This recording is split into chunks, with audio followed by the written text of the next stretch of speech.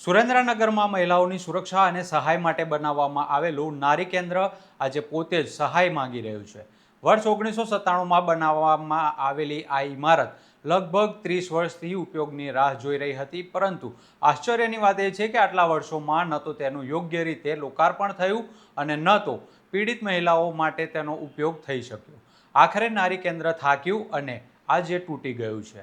મહિલાઓને મુશ્કેલીના સમયે સુરક્ષિત આશરો મળી રહે, તેમને જરૂરી માર્ગદર્શન મળે અને જરૂર પડે ત્યારે સહાય મળી શકે તેવા હેતુથી નારી કેન્દ્ર બનાવવામાં આવ્યું હતું. પરંતુ જે ઇમારત મહિલાઓ માટે આશ્રય સ્થાન બનવાની હતી તે જ વર્ષોથી બંધ અને બિનઉપયોગી સ્થિતિમાં પડી રહી. સમય જતાં ઇમારતની હાલત વધુને વધુ જર્જરિત બનતી ગઈ અને હવે સ્થિતિ એવી બની ગઈ કે આ નારી કેન્દ્રની છતનો ભાગ પણ તૂટી પડ્યો છે. એટલે સવાલ માત્ર એટલો નથી કે ઇમારત કેમ તૂટી પડી. સવાલ એ છે કે 1997માં બનાવવામાં આવેલી આ ઇમારતનો લગભગ 3 દાયકા સુધી ઉપયોગ કેમ ન થયો. જે ઇમારત મહિલાઓ માટે બનાવવામાં આવી હતી તેનું લોકાર્પણ પણ ન થયું અને તેનો કોઈ ઉપયોગ પણ ન થયો. જો શરૂઆતથી જ કેન્દ્રનો ઉપયોગ થવાનો હતો તો તેને કાર્યરત કરવા માટે જવાબદાર તંત્ર દ્વારા શું કામગીરી કરવામાં આવી. આ મુદ્દે આમ આદમી પાર્ટી પ્રદેશ ઉપાધ્યક્ષ માધવી રાજપૂતે પણ તંત્રની કામગીરી સામે સવાલો ઉઠાવ્યા છે. આજે રોજ સુરેન્દ્રનગરની અંદર જે નારી કેન્દ્ર આવેલું છે, જે છેલ્લા 3 દાયકાઓથી બંધ છે, 30 વર્ષથી બંધ છે, જેનું બનાવવામાં 1994 થી લઈ 97 ની અંદર જે બનાવેલું છે બિલ્ડિંગ, અને એનું લોકાર્પણ થાય એ પહેલા જ એ બિલ્ડિંગ જે છે નારી કેન્દ્રની એ આખી ધ્વસ્ત થઈ ગયેલી છે. આજે આમ આદમી પાર્ટીની ટીમ આ નારી કેન્દ્રની મુલાકાતે આવેલી. અમે જોઈએ છીએ છેલ્લા 3 દાયકાથી આ નારી કેન્દ્ર બંધ છે, એટલે સુરેન્દ્રનગરની અંદર જે સ્થાનિક મહિલાઓ છે, જે ઘરેલું હિંસા અને અત્યાચારનો ભોગ બને છે, એવી મહિલાઓને અત્યારે કોઈ નારી કેન્દ્ર કે કોઈ ગૃહ એવો મળતું જ નથી, જેના કારણે એ લોકોને રાજકોટની અંદર મોકલવામાં આવે છે રહેવા માટે. ગઈકાલે સુરેન્દ્રનગરની એક એવો કેસ બન્યો છે, આવા કેસ વારંવાર બનતા હોય છે, જેની અંદર મહિલાઓ સુરેન્દ્રનગરની આજુબાજુના તાલુકામાં સુરેન્દ્રનગરની રહેવાસી હોય છે, એમ છતાં પણ એ લોકોને નારી કેન્દ્ર રાજકોટની અંદર શિફ્ટ કરવામાં આવે છે. એક સમય એવો હતો કે ભારતના રાષ્ટ્રીય એટલે કે સુરેન્દ્રનગરના સાંસદ મહેન્દ્રભાઈ મુંજપરા, જે મહિલા અને બાળ આયોગના કેબિનેટ મંત્રી હતા, હોવા છતાંય આ સુરેન્દ્રનગરની પરિસ્થિતિ છે અને નારી વિશે એમણે કાંઈ જ કરેલું નથી. નારી કેન્દ્ર જે છે હાલ સંપૂર્ણ ધ્વસ્ત છે. શું માંગ છે, શું થવું જોઈએ આગામી દિવસોમાં?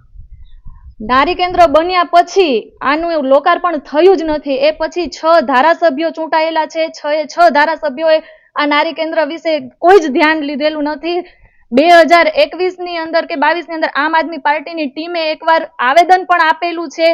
ઘણી બધી મહાનગરપાલિકામાં ગ્રાન્ટો આવી રહી છે નારી કેન્દ્ર લઈને, છતાં પણ કંઈ થતું જ નથી, કોઈ કામગીરી જ નથી થતી. હવે તમારી તરફથી શું કાર્યક્રમો રહેશે? અમે લોકો આવેદન દેવા જવાના છીએ અને નારી કેન્દ્ર જે છે ફરીથી બનાવે, ફરીથી ચાલુ કરે, યોગ્ય સ્થળ, યોગ્ય વ્યવસ્થા કરી અને નવું નારી કેન્દ્ર બને અને મહિલાઓ ઉપર ખૂબ જ ધ્યાન દેવામાં આવે. જે મહિલાઓ ઘરેલું હિંસાનો ભોગ બને છે એવી મહિલાઓ વિશે સરકાર વિચારે, એના માટેની માંગ છે. માધવી રાજપૂતે નારી કેન્દ્રની હાલત અને મહિલાઓ માટેની વ્યવસ્થાને લઈને તંત્ર સામે સવાલો ઉઠાવ્યા છે. આ દરમિયાન સુરેન્દ્રનગરની પીડિત મહિલાઓ માટે નારી કેન્દ્રની જરૂરિયાત ઊભી થાય ત્યારે તેમને રાજકોટના નારી કેન્દ્રનો સહારો લેવો પડે છે. એટલે કે પોતાના જિલ્લામાં મહિલાઓ માટે બનાવવામાં આવેલું કેન્દ્ર હોવા છતાં તેની સુવિધાનો લાભ મહિલાઓને મળતો નથી. એક તરફ સરકાર દ્વારા મહિલાઓની સુરક્ષા, સશક્તિકરણ અને તેમને મુશ્કેલીના સમયે તાત્કાલિક મદદ આપવાની વાત કરવામાં આવે છે, પરંતુ બીજી તરફ સુરેન્દ્રનગરમાં મહિલાઓ માટે બનાવવામાં આવેલી ઇમારત વર્ષોથી બિનઉપયોગી પડી રહી છે અને હવે તેની છત પણ તૂટી પડી છે. આ ઘટનાએ તંત્રની કામગીરી સામે ગંભીર સવાલો ઊભા કર્યા છે. 1997માં નારી કેન્દ્ર બનાવાયું, તેને લગભગ 30 વર્ષ પસાર થઈ ગયા, પરંતુ ન તો તેનું લોકાર્પણ થયું કે ન તો મહિલાઓ માટે કેન્દ્ર શરૂ થયું અને અંતે જે ઇમારત મહિલાઓને આશરો આપવાની હતી તે જ જર્જરિત થઈને તૂટી પડવાની સ્થિતિમાં પહોંચી ગઈ. આ મુદ્દે સુરેન્દ્રનગરના પૂર્વ નગરપાલિકા પ્રમુખ વિક્રમ દવેએ પણ પોતાની પ્રતિક્રિયા આપી છે. અહીંયા સુરેન્દ્રનગરના વઢવાણ વિસ્તારમાં નારી કેન્દ્ર જે 1997માં બનેલું અને મસ્ત મોટી ગ્રાન્ટ 18 ઓરડાનું નારી કેન્દ્ર બનેલું, અને કેટલી નબળી નેતાગીરી ભારતીય જનતા પાર્ટીની ત્યારથી આ 5 ધારાસભ્ય આવી ચૂકેલા છે અને કેન્દ્રીય મંત્રી કેબિનેટના સુરેન્દ્રનગરના સાંસદ પણ એક સમયે 2019થી 2024 મહિલા અને બાળ વિકાસના કેન્દ્રીય મંત્રી ભારત રાષ્ટ્રના હોય, તેમ છતાંય તે છેલ્લા 27 વર્ષથી આ નારી કેન્દ્ર માત્ર ઉદ્ઘાટન કરવાના અંદરના કોણ ઉદ્ઘાટન કરશે એના ઝઘડા માટે ભારતીય જનતા પાર્ટીના નેતાઓની નબળી નેતાગીરીના હિસાબે બિલ્ડિંગ બની ગયું છે. નારીઓનું સન્માન કરવા માટે સુરેન્દ્રનગરની એમને તકલીફ પડતી એના માટે, તેમ છતાંય તે એ લોકો ઉદ્ઘાટન નથી કરી શક્યા. આજ જોઈ રહ્યા છીએ કે આ ખંડર હાલતમાં છે છેલ્લા 27 વર્ષથી. નથી કોઈને પડી. આના વારંવાર આવેદન દીધા છે, રજૂઆત કરેલી છે. મેં પોતે નગરપાલિકા અધ્યક્ષ હતો ત્યારે પણ રજૂઆત કરેલી છે. એ પછી આમ આદમી પાર્ટીના એક મહિલા ટીમે 2021માં રજૂઆત કરેલી. તેમ છતાંય તે નારી કેન્દ્ર બાબતે કોઈ પણ જાતની સંવેદનશીલતા, આ ફાકા ફોજદારી કરતી સરકાર જે નારીઓનું સન્માન કરવાની વાત કરે છે, એમણે એક પણ આની ઉપર પગલું નથી ભર્યું. ખરેખર હકીકત એમ છે કે આ જો ન ચાલે એવું હોય તો આ કેમ ઉદ્ઘાટન નથી થયું અને 18 ઓરડા નીચલા માળે અને પછી ફર્સ્ટ ફ્લોરે બીજા 18 ઓરડા, 36 ઓરડા, આવડું મોટું નારી કેન્દ્ર પ્લસ સાઈડમાં બીજા 2 હોલ, ડાઇનિંગ હોલ વગેરે, આ બધું જ બિલ્ડિંગ છે એ નવું બની અને એ નવું ઉદ્ઘાટનના વાંક રૂપે નારી કેન્દ્ર ચાલુ નથી થયું.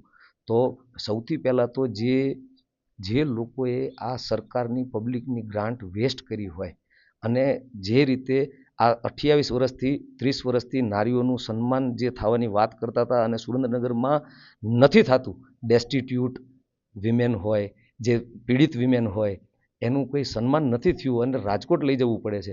એ તો એક વાત છે, એ તો પાછું ન વળી શકે. પણ સરકારે જાંચ કરવી જોઈએ કે આ કેમ આવી રીતે રહ્યું અને જે કોઈ આમાં કલ્પ્રિટ્સ હોય એને પકડી અને એમના ઉપર કેસ કરવો જોઈએ, એમને દંડ મળવો જોઈએ. અને બીજી વાત એ છે કે સૌથી ઝડપી નવું નારી કેન્દ્ર, ભલે નાનું હોય પણ નવું નારી કેન્દ્ર તાત્કાલિક સુરેન્દ્રનગરના લેડીઝને, પીડિત લેડીઝોને સુરેન્દ્રનગરના તકલીફ ન પડે એના માટે નવું નારી કેન્દ્ર તાત્કાલિક યુદ્ધના ધોરણે જ્યાંથી ગ્રાન્ટ લવાતી હોય, સાંસદની ગ્રાન્ટ છે, આપણા ચાલુ સાંસદની ગ્રાન્ટ 10 કરોડ રૂપિયા પાછી ગઈ છે, તો એ 1 કરોડ રૂપિયાનું નાનું એવું નારી કેન્દ્ર ના બનાવી શકે? જમીન આવડી મોટી ફાળવેલી છે, એ તો થઈ જ શકે એવું છે. આજે અમે અહીંયા અંદર આવ્યા તો ફરતું બધી જ જગ્યાએ બાવળિયા છે અને પાણીમાં ઢીચણ સમાણા પાણીમાં અંદર આવવું પડ્યું આ બિલ્ડિંગની અંદર માત્ર જોવા માટે. તો આ જમીન પડી છે આને ધ્વંસ કરી અને નવું નારી કેન્દ્ર યુદ્ધના ધોરણે બનાવવું છે. હવે સવાલ એ પણ છે કે આ ઇમારત પાછળ જે સરકારી નાણાં ખર્ચવામાં આવ્યા હતા તેનું શું? જો કેન્દ્રનો ઉપયોગ કરવાનો હતો તો તેને કાર્યરત કેમ ન કરવામાં આવ્યું? શું આટલા વર્ષોમાં ઇમારતની જાળવણી કરવામાં આવી હતી? અને જો જાળવણી કરવામાં આવી હતી તો આજે તેની છત તૂટી પડવાની સ્થિતિ કેમ સર્જાઈ? મહિલાઓ માટે બનાવવામાં આવેલી ઇમારત જો 3 દાયકાથી બંધ રહે અને આખરે તૂટી પડે તો આની જવાબદારી કોની? મહિલાઓને પોતાના જિલ્લામાં સુરક્ષિત વાતાવરણ, જરૂરી માર્ગદર્શન અને સહાય મળી રહે તે માટે નવું અને આધુનિક નારી કેન્દ્ર બનાવવામાં આવે તેવી માંગ કરવામાં આવી રહી છે. કારણ કે પીડિત મહિલાઓ માટે હવે કેન્દ્ર માત્ર એક ઇમારત નથી, પરંતુ મુશ્કેલીના સમયે તે મહિલાઓ માટે સુરક્ષાનો આશરો અને મદદ મેળવવાનું મહત્વનું સ્થળ બની શકે છે. પરંતુ સુરેન્દ્રનગરમાં જે કેન્દ્ર 1997માં બનાવાયું હતું તે મહિલાઓ માટે ઉપયોગી બન્યું જ નહીં.